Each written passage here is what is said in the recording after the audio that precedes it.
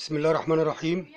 قناة جريدة الصوت الحر تهدي السيد وزير التموين والسيد الدكتور محافظ القاهرة هذا البلاغ لهم الاثنين. أولا، الأفران في منطقة بير أم سلطان بتنتج بأحجام مختلفة.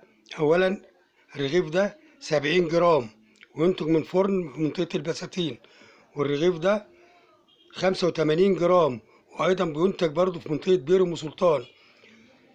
أين مفتشين تموين منطقة البساتين؟ ما بينزلوش، ولا الرقابة بتنزل، ولا أي حاجة بتنزل. فكل صاحب فرن بيشتغل على مزاجه، يطلع الرغيف اللي على مزاجه، وده المواطن اللي بيتحمله.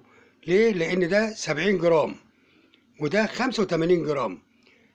فزبون الفرن ده بيستفيد، زبون الفرن ده بيسيب من كل رغيف 15 جرام لصاحب الفرن. فأين العدالة؟ وأين مفتش التموين من وزارة التموين تنزل بير أم سلطان؟ وإلى اللقاء في فيديو آخر، مع تحيات قناة جريدة الصوت الحر.